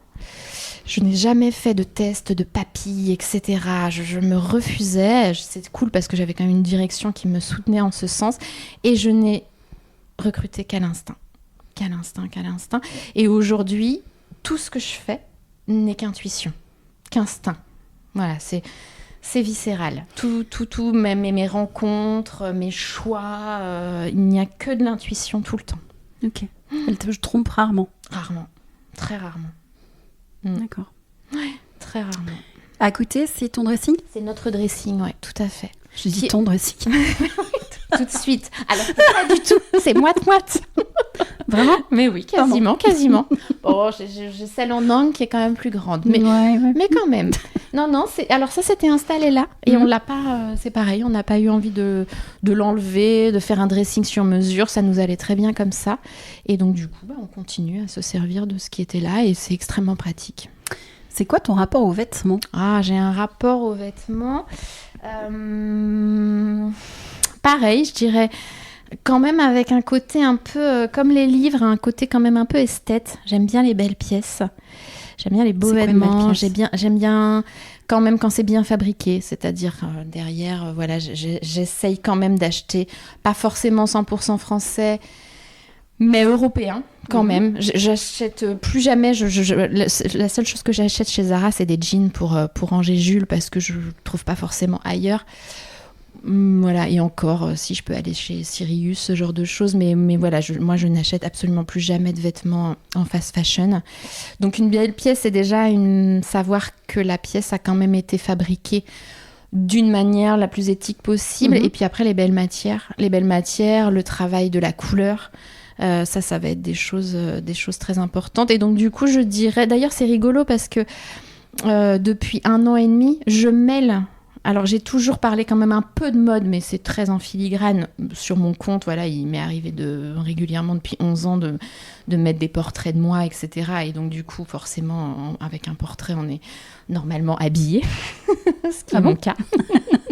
Mais depuis un an et demi... c'est pas toujours le cas. C'est vrai. Alors, moi, c'était quand même le cas. Écoles, hein. Je n'ai jamais posé en sous-vêtements ou en maillot de bain. Peut-être une fois en maillot de bain sur Instagram, mais voilà, c'était dans un contre-jour, une très jolie photo que Fred avait prise. Mais sinon, non, depuis 1 an et demi, je poste des petits looks sur mon compte Julie Flamingo, où tout est relié finalement, la papeterie, les looks, qui je suis, enfin tout ça pour moi c'est un grand tout, comme dans la maison en fait, tout s'articule d'une manière assez naturelle. Et finalement, la mode, je trouve, est un jeu, comme l'est la papeterie, et tout vient se nourrir, pareil, dans la matière, dans la couleur. Et l'idée, c'est de montrer qu'on peut s'amuser dans la mode comme on peut s'amuser dans la papeterie ou dans la façon de dessiner, etc., que c'est une façon d'appréhender les choses. Donc ça voudrait dire que la papeterie, ça pourrait être une boutique de mode aussi. Tu aurais pu créer ça ? Non, parce que je suis pas assez passionnée de mode pour créer. Alors que la papette, c'est vraiment un truc que j'adore depuis toute petite. Je pense que je partage vraiment ça avec ma maman pour le coup. Et c'est vraiment un truc hyper réjouissant. J'ai pas ce rapport de réjouissance à la mode que j'ai à la papeterie. Mais j'aime la mode. Mais jamais... j'irais me ruiner dans un sac à main, c'est pas nécessairement le luxe. Non, du tout. Voilà, c'est ça. Plus c'est plus le côté le bienfait, la couleur, quelque chose qui te parle et qui est en résonance. Original, quelque chose qui sort. C'est pas nécessairement la marque quelque part. Non. Mais non, par exemple, j'ai rien de luxe chez moi. Tu vois, j'ai pas de sac Chanel, même en objet. Le luxe, c'est la valeur que tu mets toi. Tout à fait. Oui, complètement. D'accord. Mais non, jamais j'irais mettre... tu vois, j'aurais du mal à mettre 4 000 € dans un sac à main. C'est pas mon... Oui, c'était pas ta manière de consommer. Ouais, c'est ça. C'est pas ma recherche dans la mode. Ouais. Et la papeterie, du coup, c'est venu comment, cette idée de papeterie ? Alors, c'est venu avec le Covid, en fait, où à l'époque du Covid, j'ai un ami qui est dirigeant d'entreprise, qui a une société de communication sur Nantes qui fonctionne très, très bien. On mangeait un dimanche chez lui et puis il se met à me poser des questions hyper précises sur des chiffres. Ma marge brute, je serais ton seuil de rentabilité. C'était mon... Tu vois, j'ai encore fabrication. Oublié un truc hyper essentiel dont j'ai oublié le nom, autant dire que c'est très important. Bref, je ne sais plus. Et... il me dit, mais ça, Julie, tu vois, tu ne peux pas ne pas savoir répondre à ces questions. Ça va pas. Il s'appelle Anthony Bourbon ou quoi ? Comment ? Il s'appelle Anthony Bourbon ? Non. Et donc, du coup, il me dit, écoute, moi, j'ai accompagné des jeunes entrepreneurs. Je fais partie du réseau Entreprendre. Et du coup, j'ai vraiment un mentoring important avec certaines personnes que j'aide à développer leur entreprise, etc. Si tu veux, je te coach pendant 6 mois, pendant 1 an. On se voit 1 fois par mois et je t'apprends des choses importantes qu'il me semble en tout cas important que tu maîtrises. Et donc du coup, c'est ce qu'on a fait. Et en fait, j'avais un peu peur parce qu'il est très pointu, très financier, etc. Et que moi, c'est quand même pas mon... Voilà, c'est pas là où j'excelle, mais c'est aussi pour ça que du coup, j'allais le voir. Et en fait, il m'a fait progresser... il me donnait des choses à interroger d'une manière assez profonde et j'avais 1 mois pour y réfléchir et quand j'allais le voir, on en reparlait et on étudiait ce que je lui apportais comme réponse et pourquoi, etc. Et à un moment, il me dit quand même, là c'est le Covid, du coup... tes guides là de base, de fait, c'est quand même très compliqué d'en sortir des nouveaux. Tout était à l'arrêt, il n'y avait plus de restaurants pendant des mois. Les musées s'étaient fermés, c'était un vrai sujet. Donc tout ce que je devais faire à l'étranger, je ne pouvais plus le faire. À un moment, je me suis dit, je vais faire le guide du Finistère, je vais me faire plus local. Sauf qu'il y a eu un 2e confinement, tout a refermé à nouveau. Bref, ça devenait très complexe logistiquement pour moi d'enquêter sur le territoire, de l'investiguer et du coup d'en faire un guide. C'était matériellement plus possible. Et puis, en étudiant mes chiffres, etc., cet ami me dit, mais quand même, tu vois, là, je vois, tu vends des livres photos, tu vends de la brume de voyage. Quand tu vends des objets qui ne sont pas tes guides, tu fais quand même un peu plus de marge que sur tes guides. Et on sait bien que l'édition, même si j'auto-éditais, c'est pas pour ça que je gagnais extrêmement bien ma vie. Même en auto-édition, c'est très compliqué. Il y a énormément d'acteurs à payer, etc. Voilà, j'en vivais vraiment pas bien. Pourtant, j'en vendais beaucoup, beaucoup, beaucoup. Et Pierre-Yves me dit, réfléchis à ça, réfléchis à cet objet que tu pourrais proposer. Et puis à un moment, je fais une story sur Instagram et je dis, tiens, c'est un début d'année. Du coup, je vais vous interroger en vous disant, qu'est-ce que vous aimez ici ? Qu'est-ce que vous aimez voir ? C'était pas forcément lié à ce que Pierre-Yves m'avait dit, c'est-à-dire pense à ça. C'était deux choses décorrélées. Et il y a énormément de gens qui m'ont dit, on adore voir ton bureau, on adore quand tu nous montres des objets, on adore quand tu nous montres des objets que tu as rapportés de tes voyages. Et puis comme ça, le fil s'est tissé et je me suis dit, ça y est, j'ai trouvé. Vu que je ne peux pas sortir de guide, mais que les gens ont l'air d'apprécier ce côté un peu prescription d'objets, je vais vendre de la papeterie que j'ai ramenée de mes voyages. Et l'idée est née comme ça. Et je me suis dit, je vais créer un corner de papeterie de voyage qui sera finalement toujours une résonance avec le voyage, le papier, parce que le papier était vraiment un ingrédient essentiel de mes guides. Et puis finalement, on va déplacer un peu le curseur, on va rester dans le voyage, mais on va voyager d'une manière différente. Et là, c'était quelque chose que je testais, c'est-à-dire, je travaillais toujours sur ce que Pierre-Yves m'avait dit de travailler, mais sans d'autre objectif que ce laboratoire. Et le soir, en fait, où j'ai lancé ce premier petit corner de papeterie, mon site a failli péter. Voilà, on a failli perdre le site. Et en fait, ça a été un succès, c'est-à-dire qu'en 48 heures, je n'avais plus rien. Tout était parti. Et là, ça a été le début d'une grande success story. Grande aventure. Ouais. Vraiment de quelque chose que je n'imaginais pas. Et aujourd'hui, je vis de la papeterie. Ça fait 2 ans et demi, alors que pendant 4-5 ans, ça a été dur de vivre de l'édition. D'accord. Si on met l'ego, ton ego en l'occurrence, à part, ce qui n'est pas forcément pas, évident, c'est pour ça que suis un lion. Je préfère te le préciser. Qu'est-ce qui fait que pour toi, tu inspires les gens ? Alors, oublie l'ego. Hein. Ouais, on est bien d'accord, on n'est pas. Non, ce que je pense que les gens aiment sur ce compte, je ne sais pas si ça va être de l'inspiration, mais en tout cas, ce que les gens vont aimer, c'est que je vends du Julie. C'est-à-dire, je vends moi. Je vends ce que j'aime. Je n'irai jamais vendre un objet. Voilà, il m'est arrivé 2-3 fois de ne pas bien sourcer l'objet. Et quand je l'ai testé, je me suis dit, je ne peux pas proposer ça. Donc, je l'ai gardé. Je ne vendrai jamais de choses que j'aime. Ce qui fait que je pense que que je n'aime pas, pardon.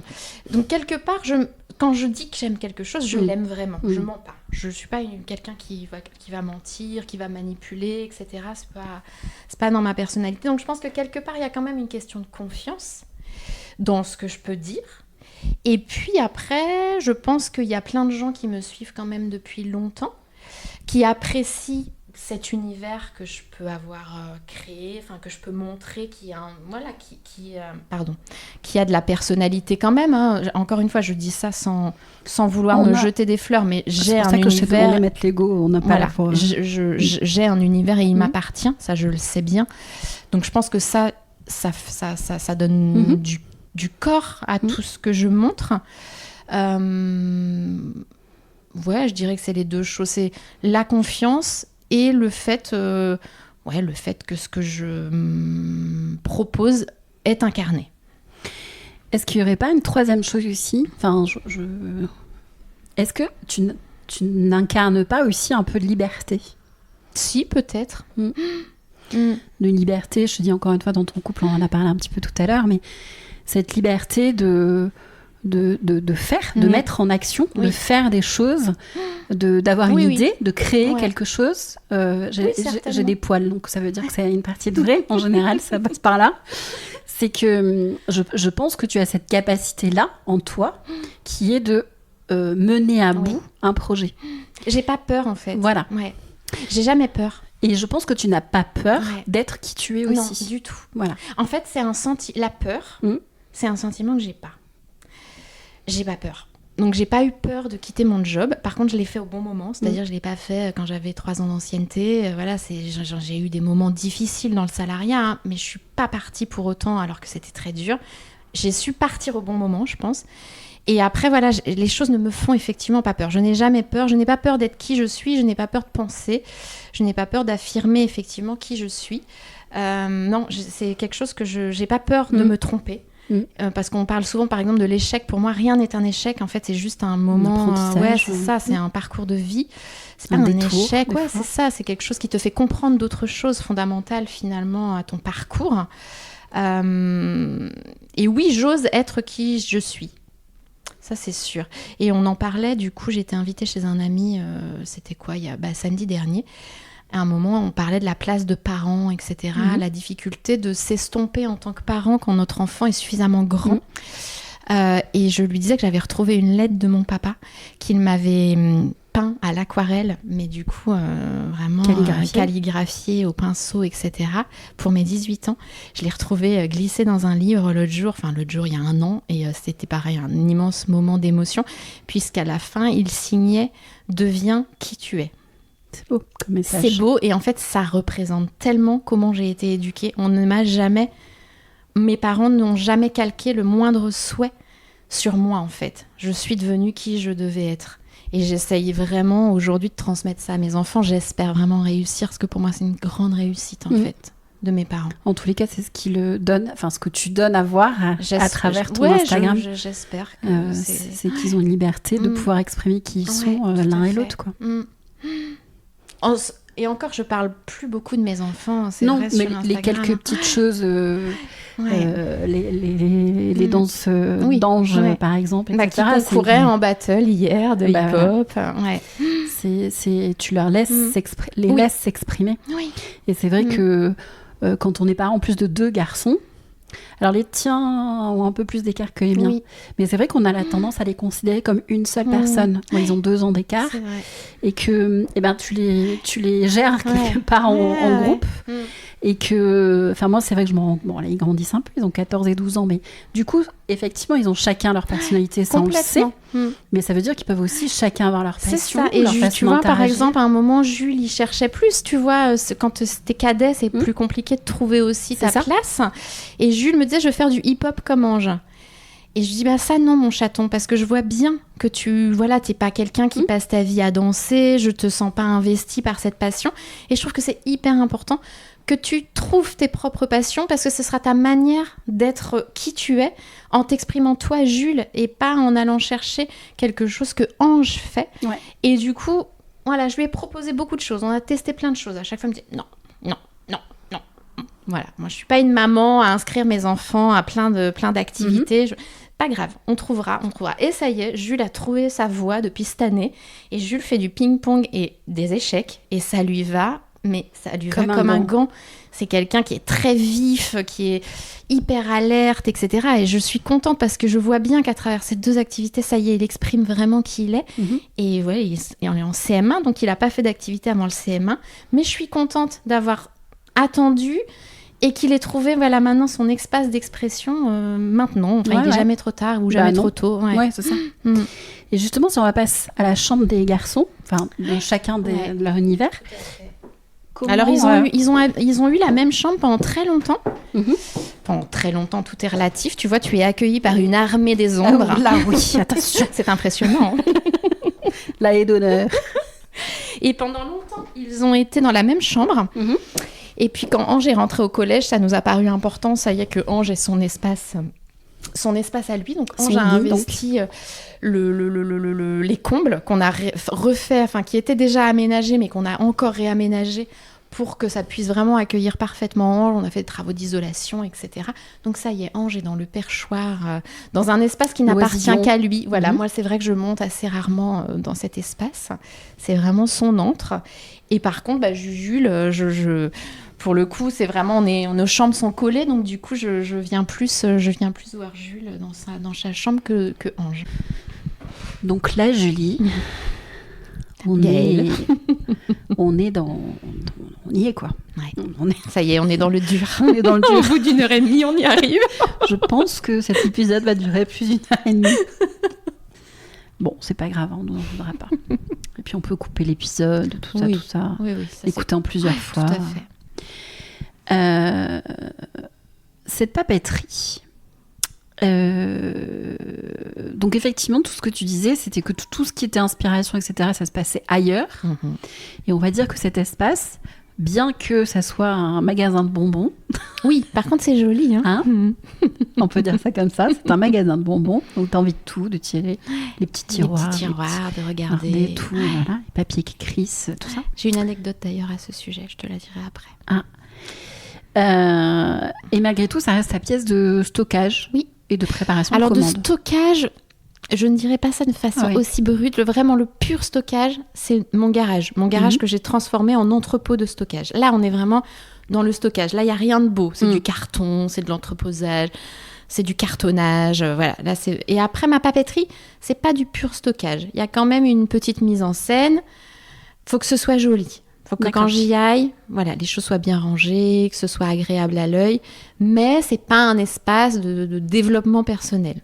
C'est pas un espace de créativité, ça reste un espace de logistique. Ok. Tu voulais raconter quelque chose? Par rapport au magasin de bonbons, moi j'ai ma tante qui est venue passer un week-end l'année dernière à la maison. Oui, parce qu'il faut savoir que c'est aussi la chambre d'amis. Tout à fait. Et donc du coup, ma tante et mon oncle qui viennent, et puis qui savaient que j'avais une papeterie, mais voilà, qui n'avaient jamais été sur le site web, regarder ça, enfin ils avaient juste des bribes, comme quoi j'avais une petite papeterie et que ça fonctionnait plutôt bien, et voilà. Et en fait, ma tante, c'est quelqu'un de très cartésien. Voilà, c'est vraiment quelqu'un qui mène sa barque, mais vraiment sans romantisme. Tu vois, c'est pas quelqu'un qui va s'attacher spécialement aux couleurs, à la beauté des choses, etc. Et quand elle est rentrée dans cette papeterie, mais je ne la reconnaissais pas. J'avais l'impression de voir ma tante comme si elle avait 8 ans et elle était à 4 pattes dans la papeterie à tirer mais tous les tiroirs. Et je voyais une facette d'elle s'exprimer que je n'avais jamais vue en 45 ans. Vraiment, ça la ramenait, je pense, à un espèce de truc très instinctif, quoi. Et elle m'a fait une commande, voilà, et je voyais bien qu'elle exprimait un truc que je ne connaissais pas chez elle, et j'ai trouvé ça génial. Mais c'est quelque part, c'est ton intention? Complètement, absolument. En créant ça. Ah, c'est purement mon intention, ouais. J'ai vraiment à cœur, mon intention première dans tout ça, c'est... Vraiment, j'ai un grand amour de mes clientes. J'aime mes clientes, vraiment. Je dis mes clientes parce que pour le coup, on est sur un pourcentage d'hommes extrêmement minime. Et on rigolait avec Marie l'autre jour, parce qu'on dit quand ils achètent, quand on voit un nom d'homme, en général, c'est la fête des mères. Il achète une carte pour sa maman. Ou à Noël, si ma papeterie est sur la liste de la femme, tu vois. Mais le panier est déjà prêt. C'est ça. Mais c'est rarement... ou alors ils vont commander juste une agrafeuse, tu sais, c'est toujours très terre à terre, et il y a juste ça dans la commande, l'agrafeuse. Voilà, donc ça c'est les commandes d'hommes, mais c'est extrêmement minime, et donc ma clientèle, on peut dire que c'est des femmes, donc j'ai un grand amour de mes clientes, vraiment, je pense que ce qui me guide dans ce commerce, c'est ça, et du coup, j'ai vraiment un souhait pur, c'est que quand la cliente reçoive sa commande, il émane d'elle une joie enfantine que moi, je ressens quand je passe la porte d'une papeterie à l'étranger, notamment, parce que je trouve que les papeteries étrangères, c'est vraiment quelque chose, genre aux États-Unis, en Angleterre, etc., qui va vraiment m'animer. J'ai envie de retranscrire ce sentiment que j'ai, moi, quand je passe la porte d'une papeterie et que je suis en extase, tu vois, on parlait d'un sac Vuitton, alors moi, c'est vraiment le petit crayon de la petite couleur. Oh, mais je ne l'ai pas, celui-là. Et j'ai envie de transmettre cette vibration à ma cliente quand elle va chercher son colis à la poste. Voilà, c'est vraiment ce qui m'anime. Et souvent, du coup, les clientes, j'ai une communauté qui est très réceptive et très généreuse. Donc, j'ai beaucoup de retours grâce à Instagram et cette capacité d'être en communication avec les clients. Donc, j'ai souvent des retours de mes clientes quand même. Et c'est vrai que c'est quand même assez unanime. Cette joie, elle est vraiment globale. Et du coup, souvent, ce qui revient, c'est « Oh, j'ai l'impression d'avoir reçu un petit carton de correspondance de ma correspondante quand j'étais adolescente. » C'est beau, je trouve. Et je trouve ça génial. Ouais. Ah, carrément. Ouais. Donc aujourd'hui, cet espace-là est dédié, donc on l'a dit, à la préparation des commandes et à la logistique. Qu'est-ce qui fait que tu n'as pas voulu externaliser les choses? Enfin, externaliser, je sens, dans le sens où ça soit toi qui gères de la même façon avec Marie, mais dans un autre lieu. Dans un autre lieu, parce qu'au fil du temps, quand j'ai construit cette papeterie, qu'elle a pris vie, qu'elle s'est développée, j'ai senti que ma maison, encore une fois, on revient encore 14 ans en avant. On rembobine et où j'ai le fil comme ça de ma vie qui se déroule. Et en fait, que cette papeterie, ma maison s'adaptait à elle. Et donc, lui faisait de la place. La chambre d'amis devenait la papeterie. Le garage cessait d'être un garage et devenait un stockage. Ouais. Mais tout ça de manière naturelle. C'est pas contraint, c'est pas forcé. Et du coup, la non-nécessité d'aller prendre un lieu externe, voilà, qui aujourd'hui n'est pas une nécessité. D'accord. Et est-ce que tu n'as pas... Aujourd'hui, tu es chef d'entreprise. Oui. On est d'accord, tu te considères comme ça ? Oui. Comme chef d'entreprise, je sais pas, parce que j'ai mari, mais... Oui, c'est ça, entrepreneur, ouais, complètement. Ouais.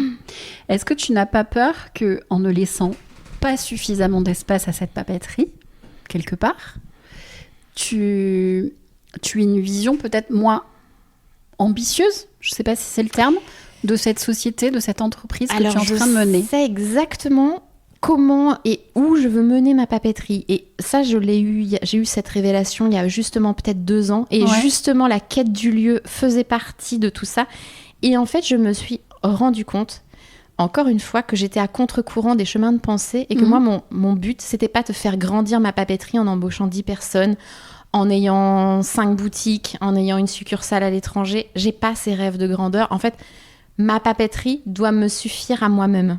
D'accord. C'est l'ambition que j'ai pour elle. C'est de pouvoir en vivre en étant libre et heureuse. Et non aliénée. Et donc, je ne veux pas embaucher, je ne veux pas prendre de lieu. Je veux que ma papeterie me permette d'être libre. Ça veut donc dire que ta maison, c'est la limite de cette papeterie, en quelque sorte. Alors, comme c'est le garde-fou. Voilà, aujourd'hui, oui. Après, encore une fois, rien n'est jamais figé. Donc, ce que je te dis là, peut-être que dans 2 ans, ce sera différent. Quand on enregistrera le 3e épisode, parce que je ressortis un autre format. Mais aujourd'hui, oui, certainement. Ouais, j'ai pas d'ambition d'un autre lieu. Ce que je te disais aussi, c'est que l'autre jour, tu as fait un live dans la papeterie, vraiment. Et je trouve que c'est une partie du live. Au-delà de préparer les commandes, tu montrais, etc. Et effectivement, je comprends ce côté lumineux, où la luminosité est différente en bas, etc. Mais il y a ce côté, tu sais, comme... Petite souris. Ouais, petite souris qui regarde. Et je trouve ça hyper sympa, en fait, d'être dedans. En fait. Mais en fait, je montre peu, parce que je travaille, moi, beaucoup en décalage.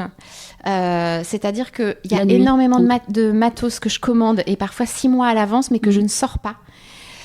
Et si j'ai le malheur de montrer quelque chose qui n'est pas sorti, j'ai un message en MP par jour me disant « c'est quand que ça sort ça ?» Et donc du coup, je suis aussi très discrète sur tout ce qu'il y a dedans, parce que je ne peux pas répondre à tous ces messages. Tu vois, par exemple, j'ai montré, je sais pas, en novembre... je sais pas, 2 choses que j'avais pas encore sorties. Et ben tous les jours, j'ai des messages me demandant quand ces objets vont sortir. Et du coup, ça me met un peu, tu vois, une forme de pression, et je veux sortir les choses à mon rythme. Encore une fois, je n'en fais qu'à ma tête. Et donc, c'est pour ça que j'ai appris aussi à rester discrète sur ce lieu où la moitié des choses qu'il y a sur les étagères sont des choses qui ne sont pas encore sorties. Tu fais du teasing, quoi. Ouais, oui et non. Quelque part. C'est-à-dire que moi, je sais que c'est là, mais je ne veux pas forcément en parler avant que ça ne sorte vraiment, parce que sinon, tu vois, si ça sort 6 mois après, c'est compliqué. Et pourquoi pas sortir les produits au fil de l'eau, alors parce que j'essaie de construire des histoires et puis de sortir des collections, entre guillemets, de sortir quelque chose qui a un thème commun. Et donc, du coup, je vais glaner pendant 6 mois, ou pendant 3 mois ou 4 mois, des objets sur tel thème. J'en sais rien, moi, sur le Noël. Noël, je commence fin août, sur Halloween, sur etc., un peu comme ça, toute la saisonnalité. Après, j'ai des idées un peu annexes, et donc du coup, je suis en quête comme ça pour pouvoir sortir des choses qui sont un peu construites, tu vois, et aussi un peu créative, événementielle. Voilà, je trouve ça sympa de sortir cette idée de collection une fois par mois. Et pas de sortir les produits au fil de l'eau comme finalement le font la gestion d'une boutique classique. Moi, j'aime bien ce côté un peu allez, ce soir c'est le grand soir, Et du coup, j'ai préparé toute la com, j'aime ce côté un peu... voilà, c'est un événement, quoi. Est-ce qu'il y a des projets en cours dont tu peux parler sur cette boutique ? Sur cette boutique... Alors déjà, il y a un projet qui n'en est pas un, mais c'en est un aussi. Tu as décidé d'arrêter... Tout à fait. Ça a été un long questionnement parce que cette papeterie aura 3 ans en avril. Donc finalement, on y est très vite. Comme je l'ai dit, ça a été très vite, dès le premier soir, un grand succès et ça ne cesse de croître. Ce qui fait que comme je gère absolument tout, alors là j'ai Marie depuis octobre qui m'aide à faire les commandes, mais jusqu'à présent, pendant 2 ans et demi, j'ai absolument tout fait toute seule.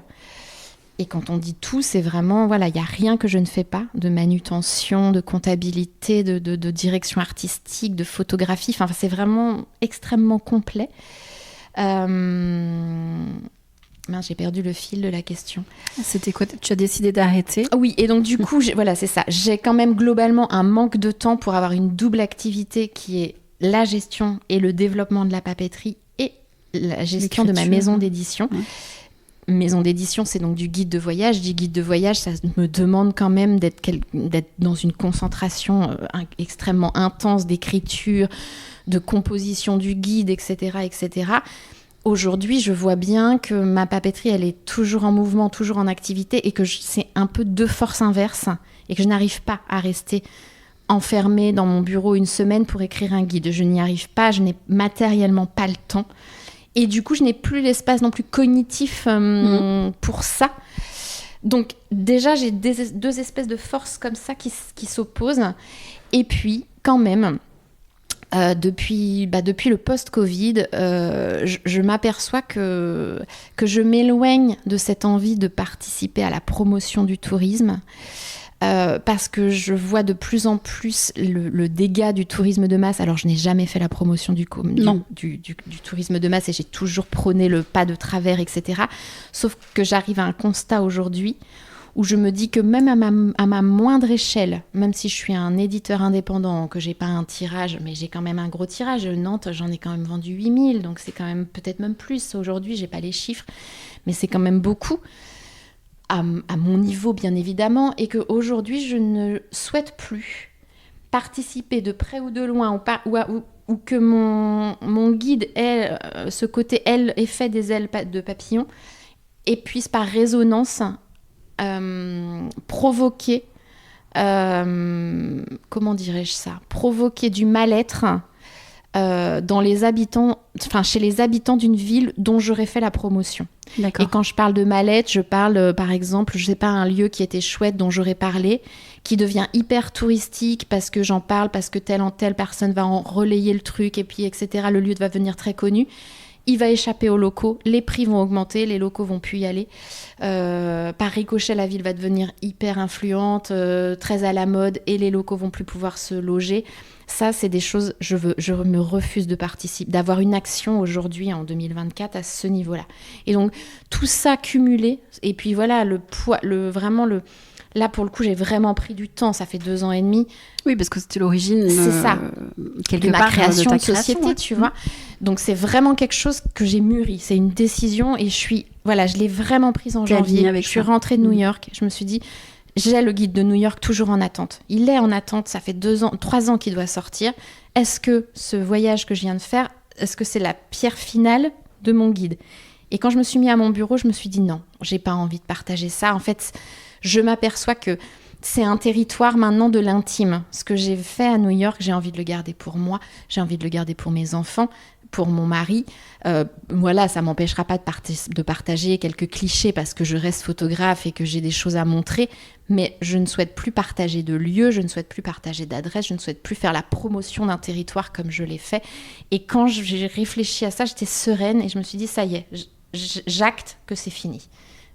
Et ça y est, ça fait 2 ans et demi que je chemine, ça fait 2 ans et demi que je me questionne. Et là, ça y est, je sens qu'il est temps de clôturer. Et je clôture avec sérénité et sans regret. Et sans aucun regret. C'est ça, je l'ai fait, c'était génial. Aujourd'hui, je fais autre chose. Et il n'est pas exclu que dans 5 ans, je fasse encore autre chose, en fait. Ce n'est qu'un territoire de mouvance. Et moi, j'aime pas faire tout le temps la même chose. Donc, tu vois, c'est pour ça aussi que je fais mes ventes ma papeterie, parce qu'en fait, quelque part, je vends jamais la même chose. Et c'est aussi en ça que ça me nourrit. Je peux pas être dans quelque chose qui n'est pas mouvant. Ouais, je comprends. Et donc, est-ce qu'il y a du coup d'autres projets ? Est-ce que ça laisse l'espace à autre chose ? Est-ce que ça laisse l'espace à autre chose ? Ou alors tu vas continuer ton sourcing ? Non, je vais continuer mon sourcing, aller dans d'autres pays, etc. Faire des Je vais continuer à voyager, mais plus pour moi, et éventuellement... Plus un voyage immobile pour la papeterie. Voilà, c'est ça. La papeterie, c'est aujourd'hui le déplacement du curseur, c'est-à-dire que le voyage que je propose, c'est toujours un voyage, mais à travers la papeterie, à travers mon site web que j'ai vraiment conçu comme un voyage. Et donc, pour les gens qui ne connaissent pas, quand on va sur mon site web, on peut voyager par la couleur, on choisit une couleur, et pour moi, c'est déjà un voyage. On choisit un pays, ou on choisit un objet, le sens d'un objet, et à travers ces 3 fonctionnalités, on peut voyager. Et pour moi, c'est un voyage immobile, mais c'est un voyage quand même. Ok, super. Moi, je vais aller faire mon petit marché après. Ouais. T'as des petits paniers à l'entrée ? J'ai pas de petits paniers. Non, parce que c'est... oui, parce que c'est pas destiné à être un lieu public. C'est ça. Alors, j'ai des petites bannettes colorées quand même. Tu pourras en prendre une pour faire office de petit panier. Merci Julie. Merci Gaëlle pour toutes ces questions moment, très intéressantes. Ouais, je suis curieuse, je suis désolée. Mais c'est chouette. J'espère que je n'aurais pas oublié de questions. Si, tiens, je vais te poser une question. Est-ce qu'il y a une question que je t'ai pas posée que tu aurais aimé que je te pose ?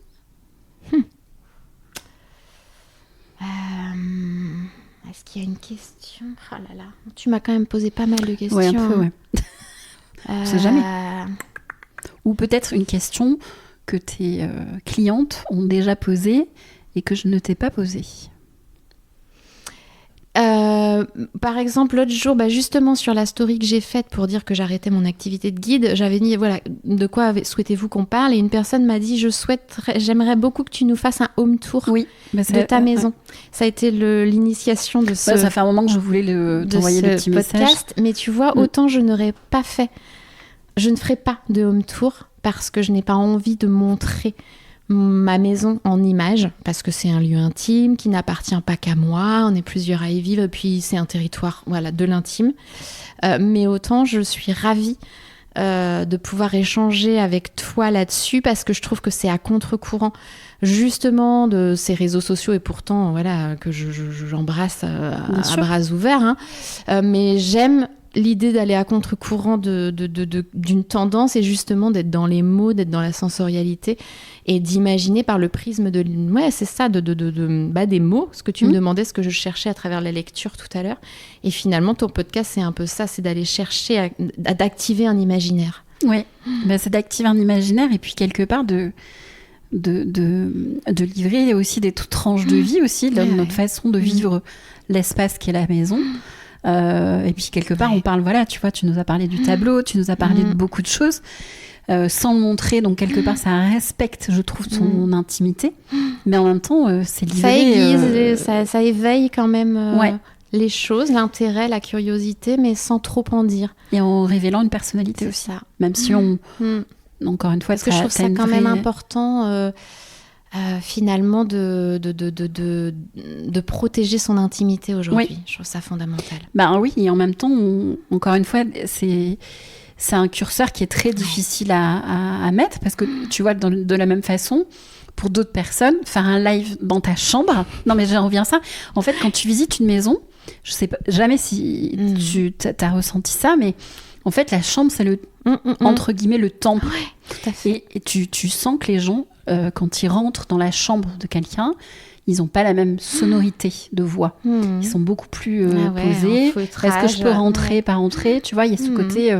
c'est toujours la pièce qui, entre guillemets, pose problème, si je puis dire.